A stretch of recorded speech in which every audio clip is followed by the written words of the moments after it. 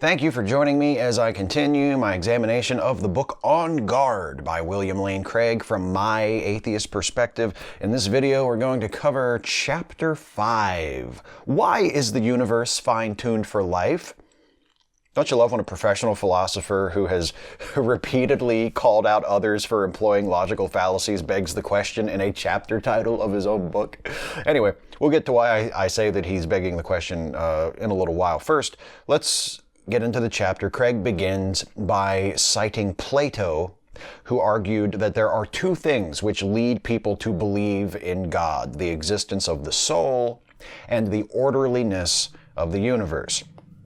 After Plato, Aristotle also argued that the regular patterns in nature, the predictable courses that stars and planets take through the sky, the phases of the moon, etc., all of these predictable patterns in nature should compel anyone who sees them to conclude that there must be gods, or a god perhaps, who are responsible for this obviously very precise and intentional design. Craig says, quote, "Reading the works of these ancient philosophers, one cannot help but think of Paul's words in his letter to the church in Rome.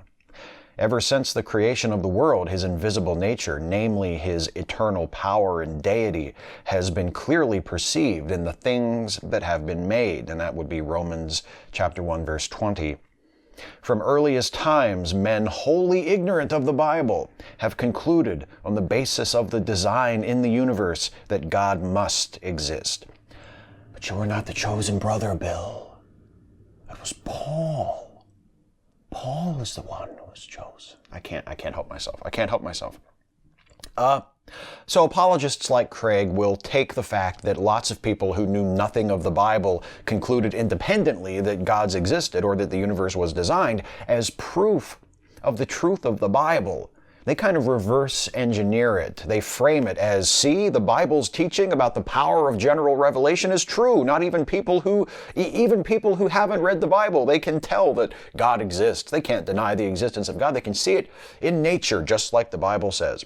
But it would be just as easier, in fact, to view the Bible as just another example in a long line of such examples of people looking at nature and concluding that there must have been some designing or intelligent agent responsible for it.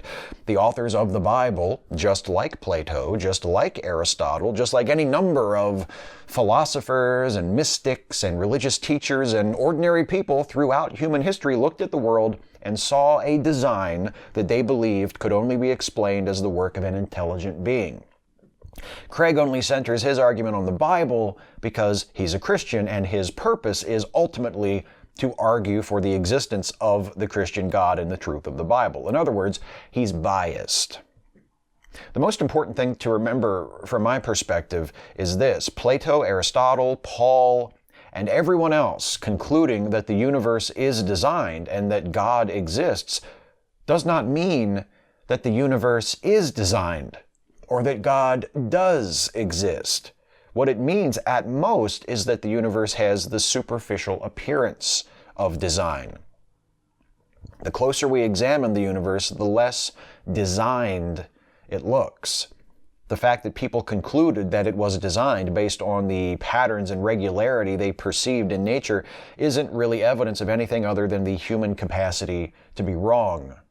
Once upon a time, people believed that the sky was a veil and the stars were holes in that veil that were letting light through from the other side. It seemed obvious to them. That's what the sky looked like.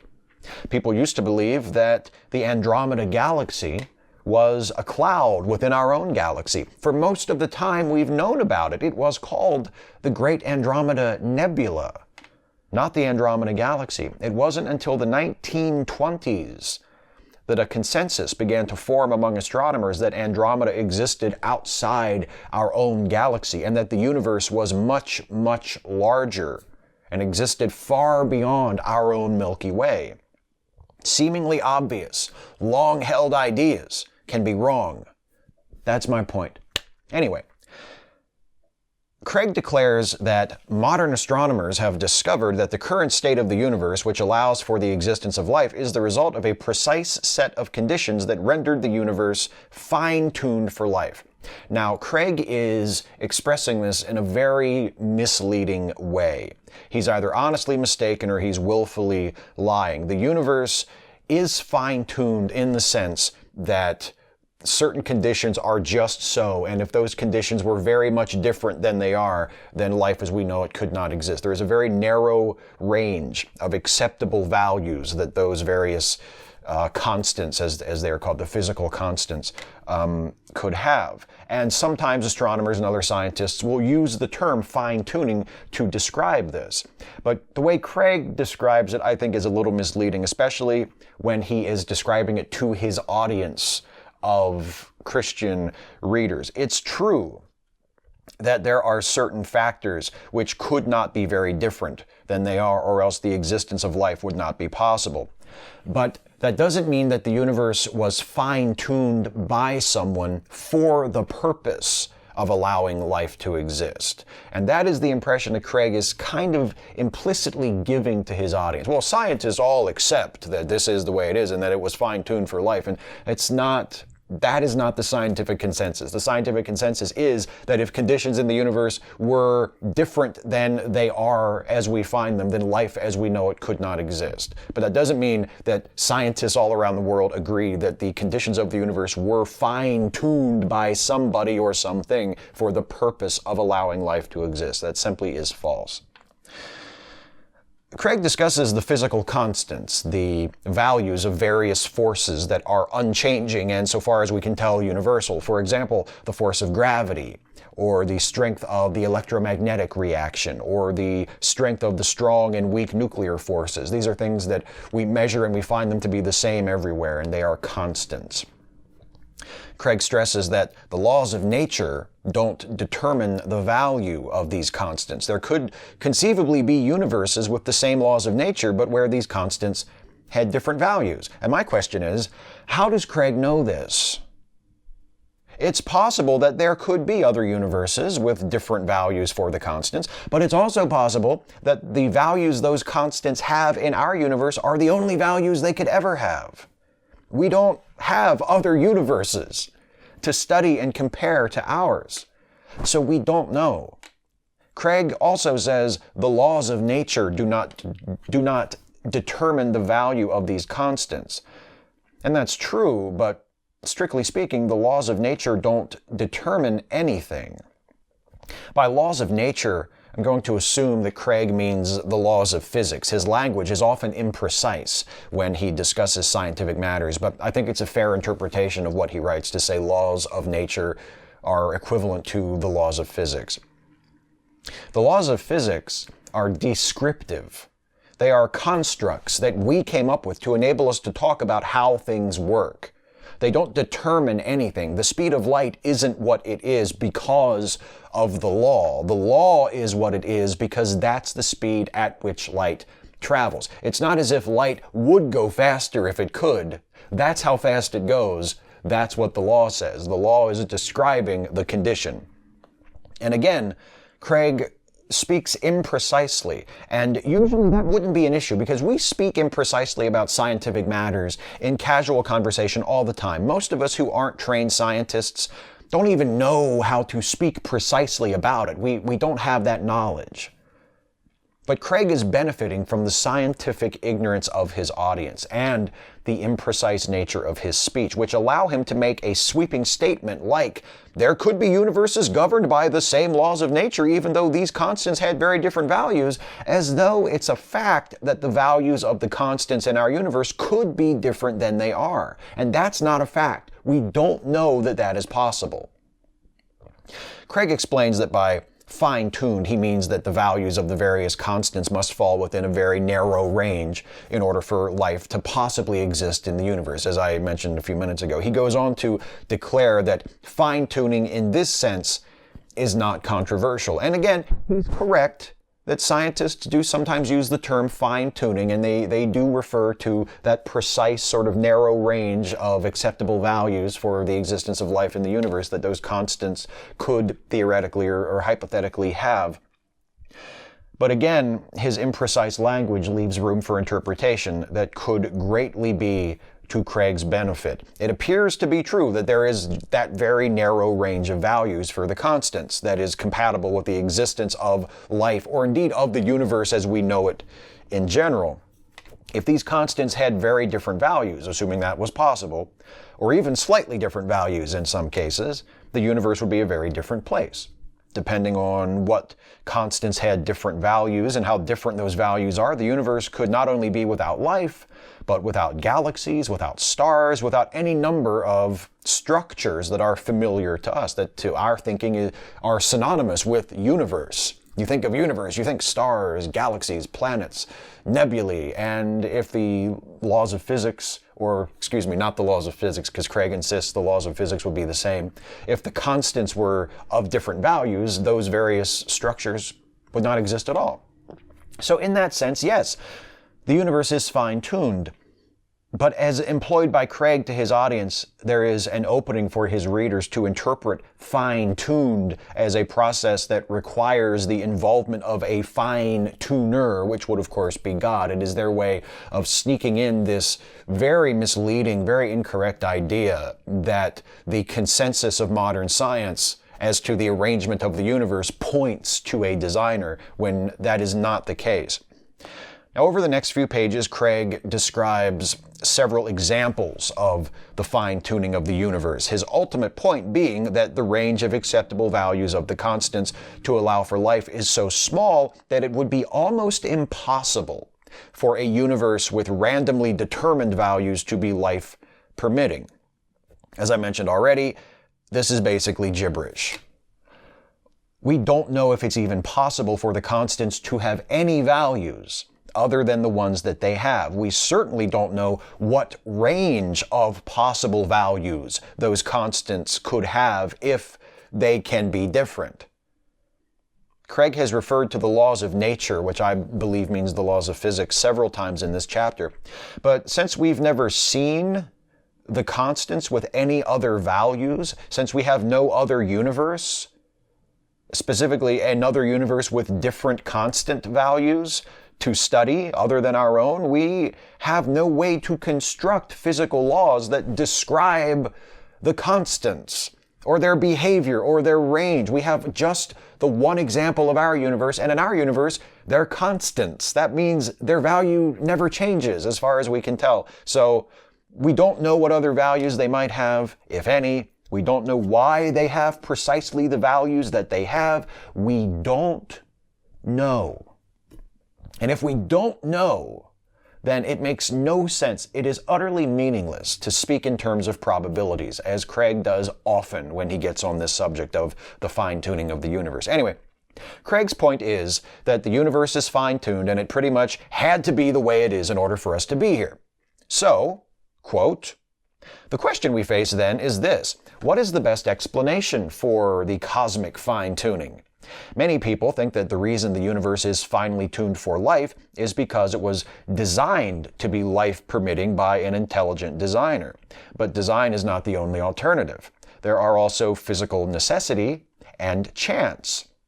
The key to inferring that design is the best explanation will be eliminating these other two alternatives. Note that his stated goal is to present design as the best explanation, not to examine the evidence and try to find the best explanation, whatever it might be. He announces his desire to eliminate the other two possibilities, taking for granted that neither one of them is the best explanation.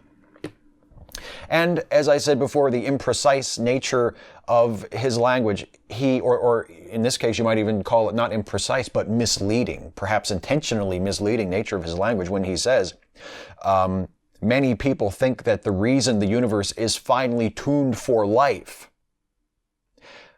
People don't always think that the universe is finely tuned for life. The scientific consensus is not it was finely tuned for life, implying that it was finely tuned for the purpose of permitting life. The fine-tuning means that the universe as we know it, including everything we see in it, not just life, but everything, is fine-tuned in the sense that if it were tuned a little bit different, it wouldn't look this way. That's what fine-tuning means. It doesn't mean it was fine-tuned for life. That is a very anthropocentric way of looking at things. Like, oh, if the universe were very different, then we wouldn't be here. Therefore, it must have been fine-tuned to permit our momentous arrival, as the Star Trek The Next Generation version of Mark Twain once said. So Craig lays out what he must do in the form of a logical argument. Premise one would be the fine-tuning of the universe is due to either physical necessity, chance, or design. 2, it is not due to physical necessity or chance. 3, therefore it is due to design. Of those 3, Craig focuses on premise 2 as the crucial point. How can we know that the fine-tuning of the universe is not due to physical necessity or chance? We can't. It could be either one. It is most likely one of those 2 possibilities. But since Craig has already decided ahead of time that the answer must be that the universe is designed, we have to find reasons to eliminate both of these other, probably much better possibilities. If you ever needed a perfect example of how apologetics is the opposite of science, here it is. Why is physical necessity a bad explanation for the fine-tuning of the universe? Because, according to Craig, it's too radical of a view. Proposing an omnipotent designer of the universe is not too radical of a view for Craig, but saying that the universe is the way it is due to some kind of physical necessity, the universe could not be any other way, it must be the way it is, that's too radical of a view for Craig. Why should we say that a life-prohibiting universe is impossible, he asks. Since the laws of nature don't determine the constants, why couldn't they be different? Again, maybe they could be. Maybe they couldn't be. We don't know. I'm still not sure what he even means by the laws of nature don't determine the constants. We have no basis to come to any confident conclusions about whether or not the constants could be different, how different they could be, if they could be different, or what determined their values in the first place. Craig is just spouting unscientific nonsense. So what about chance? Since we've disposed, at least as far as Craig thinks, we've disposed of necessity, physical necessity as an explanation. What about chance? Why is that a bad explanation? Well, quote, the fundamental problem here is that the chances that the universe that exists should happen to be life permitting are so remote that this alternative becomes unreasonable.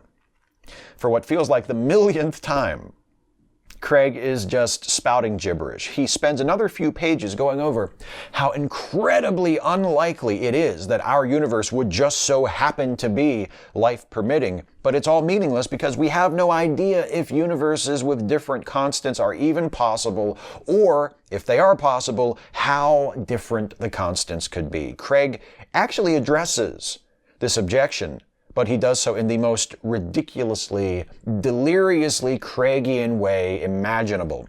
Here's what he does. He acknowledges that some people argue that it's meaningless to speak in terms of probability of the conditions of other universes, because we have only this one universe. So Craig proposes an illustration, which he credits to physicist John Barrow. Draw a dot on a sheet of paper. The dot represents our universe. Now imagine another universe where one or more of the physical constants has been altered slightly, and make another dot on the paper to represent that universe. Now keep going until the paper is covered with dots. Now imagine that the universe where life can exist is a red dot. So all the universes that you've drawn that represent universes where life can exist would be red dots, and all the other universes where life can't exist would be blue dots. And Craig's point is, no matter how many total dots you draw, there will always be far more blue dots than red dots. Now, I don't know how many more times in this chapter I'm going to have to say this, but probability arguments are meaningless if you don't have any basis to calculate the odds. It may be that our red dot is the only possible dot. It may be that the range of possible values for the constants is so narrow that there could only be a handful of blue dots, not a page full of them. It could even be that the range of the various constants are arranged in such a way that actually the existence of life-permitting universe is more probable than the existence of non-life-permitting universes. The point is, we have no idea. Craig is just assuming, well, the range is so narrow, therefore the non-life-permitting universes would be much more likely. But what if conditions are such that universes are more likely to exist within that range than outside of that range? That could be possible. We have no idea.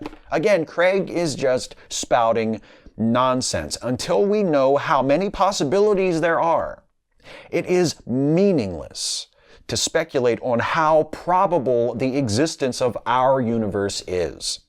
We only have one universe to study. Our universe is the way it is. As far as we know, our universe is the only universe and is the only way it could ever be. We have no way of testing that. Craig tries to reinforce the conclusion of the dots illustration by turning to a lottery metaphor. He asks us to imagine a lottery consisting of, get this, billions and billions and billions of white balls and one black ball. And he says the odds of the black ball being randomly selected rather than one of the white balls are unthinkably slim. But where does he get billions and billions and billions of white balls? Nowhere. He made it up. His argument hinges on convincing you that this universe, the one we're living in, is so unfathomably improbable that the best explanation for it is that someone, by which he means God, made it this way on purpose. But the truth is, we don't know how improbable our universe is, because we don't know how many other possibilities there are, or even if there are any. Craig insists that the best explanation for fine-tuning of the universe is that the universe was fine-tuned on purpose. He mentions and quickly dismisses other objections to this, like the many worlds hypothesis, which he does away with by stating that a multiverse that contained many universes, some of which would be life-permitting and some of which would not be, would still need to be fine-tuned in order for that to happen. Otherwise, why should we assume that the conditions of the multiverse would permit the existence of life-permitting universes? So for Craig, the problem remains it's just bumped up a level. He still insists that we need to explain why conditions are such that life can exist, when, according to him, it's so much more likely that conditions would be otherwise. Next, Craig spends many pages laboriously responding to an argument against design by Richard Dawkins. Craig's strongest objection is to Dawkins' statement that any intelligent designer powerful enough to have designed our universe must also demand an explanation. Who designed the designer? And Craig responds that just because we can't explain the explanation, that doesn't make it a bad explanation.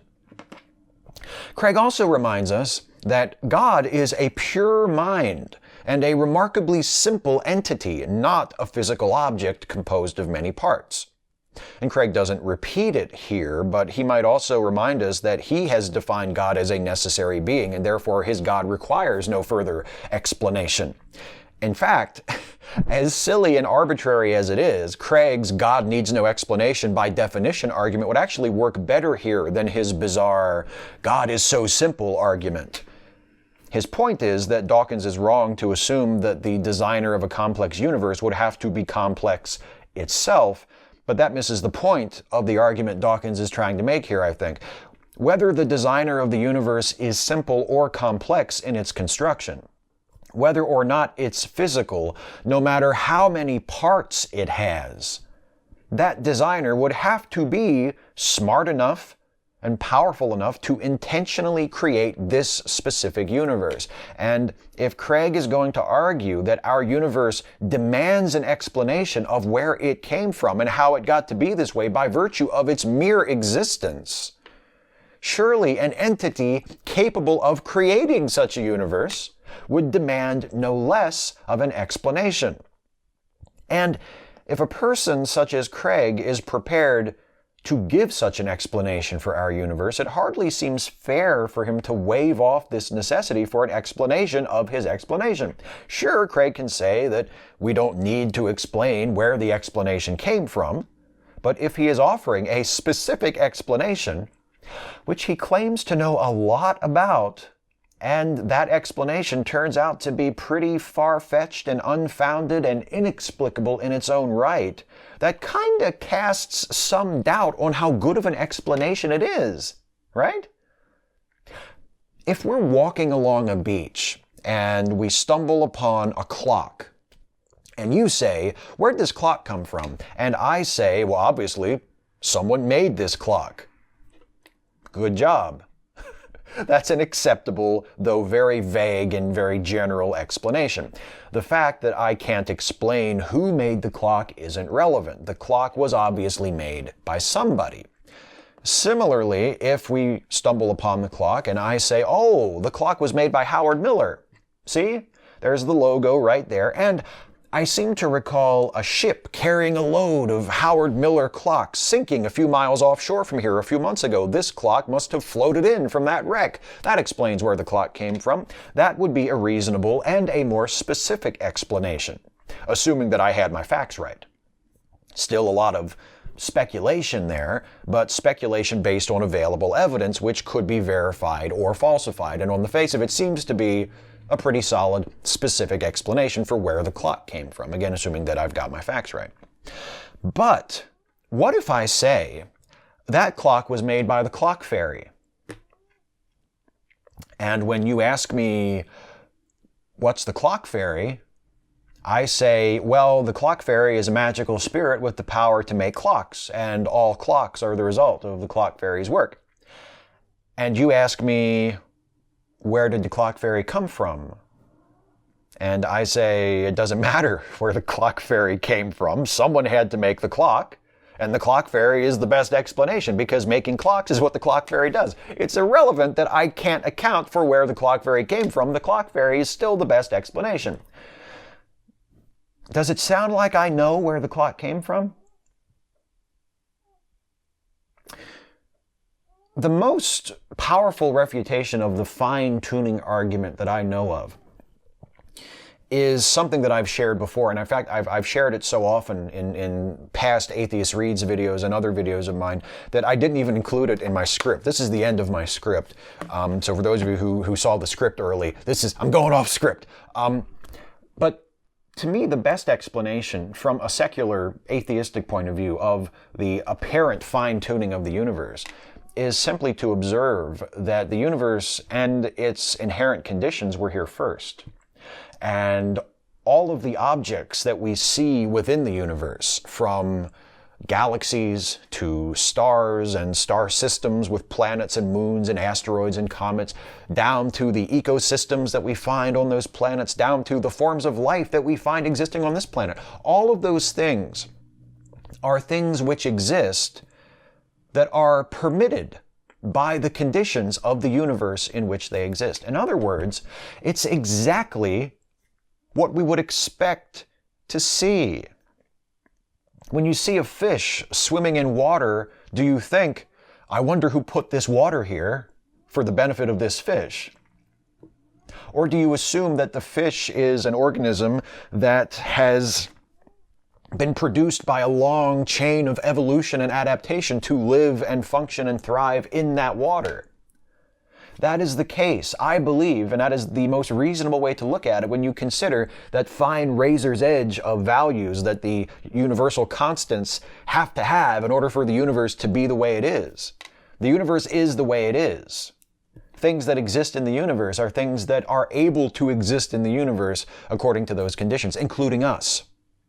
And while it may seem incredibly unlikely when you look at it from an anthropocentric perspective, when you look at it and say, oh, it could just as easily have been otherwise and we wouldn't have been here, that misses the point. The point is, objects exist in the universe that are permitted to exist in the universe. It is no mystery whatsoever. It may be a wondrous thing. We may look at it and say how fortunate for us since we're here, that the universe is as it is and our existence is permitted, at least in small, tiny pockets of it. Because as other people point out who have sought to argue against the fine-tuning argument, most of the universe is not hospitable to life. Life seems to be relegated to very tiny pockets of the universe. In fact, our insignificant pocket of the universe, our minuscule little mote of dust of a planet, is so far the only place we've ever found where life exists.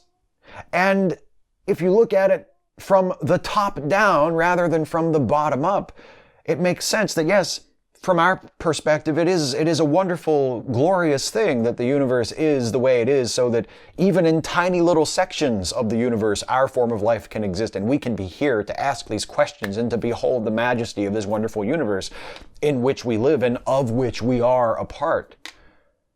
But what else would we expect when you think about the fact that, of course, the things which exist in the universe are the things which are allowed to exist by the conditions of that universe. It is an attempt on the part of Craig and other people who try to inspire this incredulity in the minds of their readers and their audiences. It's an attempt to say, but it's so unlikely, it's so improbable that it would be like this. How can we explain this? They try to conjure a mystery out of it, when in fact it is exactly what we would expect.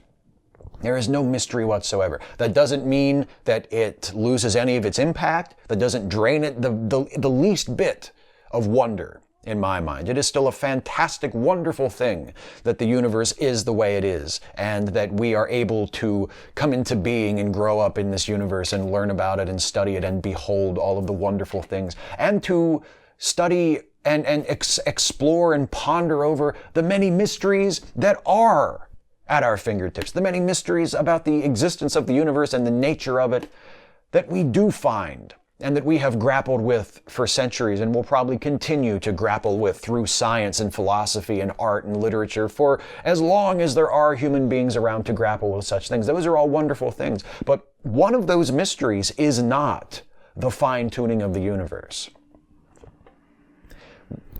We're adapted to live in the universe because that's the way it works. Galaxies exist because the conditions of the universe permit galaxies to exist.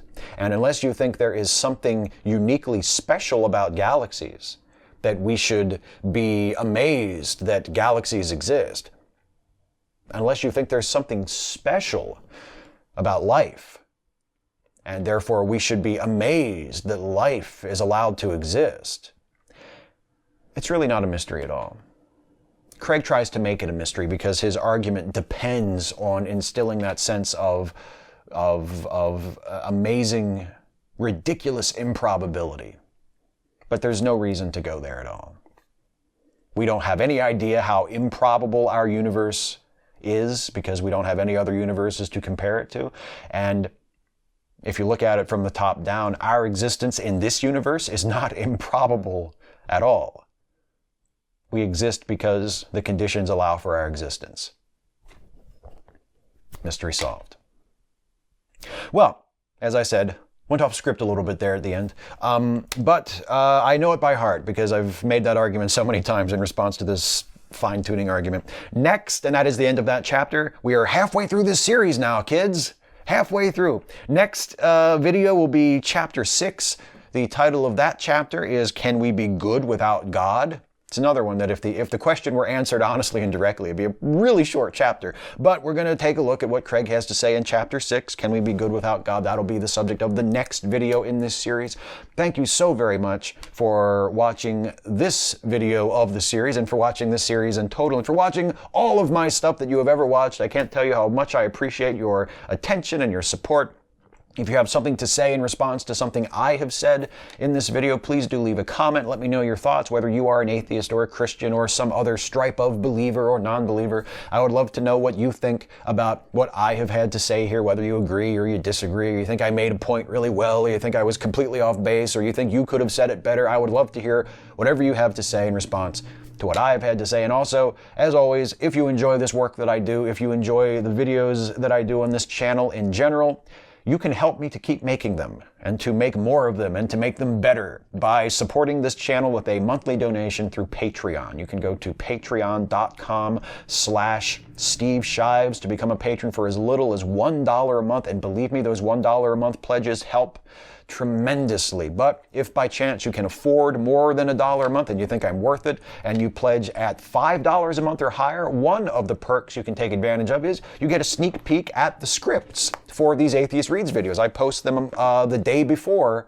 the video goes live on YouTube. And if you are a $5 plus patron, you get yourself a sneak peek at the script. So just a little extra to say thank you for going above and beyond and not only supporting the channel, but supporting it at a slightly higher level than you might otherwise. I appreciate all of the support, whether you are a patron of $1, $5, $20, whatever level of patronage you are at. I support you and I thank you. Whatever kind of support you give me, whether you are a patron or not, even if you just watch the videos, I love you for that too. I appreciate the attention and the support, and I will see you in the next video.